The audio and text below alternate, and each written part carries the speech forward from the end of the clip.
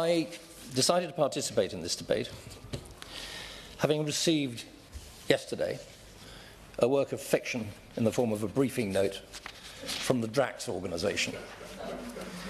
And I also, yesterday, had the good fortune to meet with two charming ladies, Dr. Crystal Martin and Catherine Egland, both from the United State of Mississippi, where Drax has an operation that is impacting hugely upon their lives and the lives of their communities. Mr. Vickers, I'm a simple man, and I find long equations hard to follow.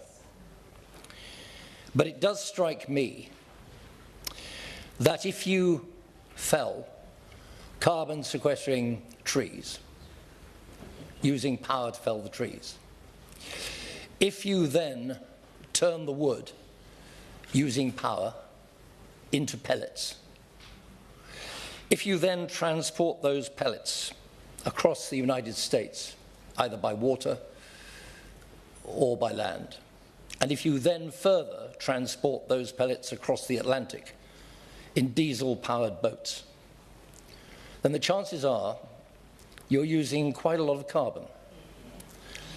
And it strikes me that for Drax to claim that somehow their operation is carbon friendly has to be a myth. But then, of course, one of my wiser colleagues reminded me that for Drax, the clock starts ticking when the pellets arrive at the power station gates, and everything that goes before is written off. This is an absolute nonsense. It has been subsidized by the British taxpayer to a very considerable extent under the previous government. And to give credit where it's credit's due, I believe that the current government has secured a rather better deal than the previous one did. But nevertheless, these practices are still being subsidized to a ridiculous extent in Alabama, in Louisiana, and throughout Canada, on an unimaginable scale. They claim that they are using pulpwood from thinnings which have helped to open up the forest canopy and let light onto the forest floor. Oh, no, they're not. They're engaged in scorched earth forestry.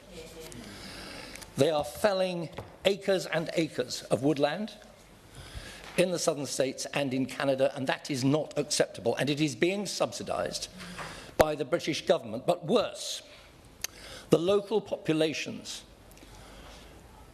in Louisiana, in Alabama, in Mississippi are being directly adversely affected in terms of their health by the practices of Drax. Drax have lied, and there is no other word for it, to secure their contracts and their licenses. I shall do my damnedest to ensure that those licenses or renewal of them are contested every way. But I would urge the Minister, please, to go back to her government, particularly to the Department of Energy, to expose the myth that is Drax and to insist that we must find viable alternatives, not tomorrow, but now.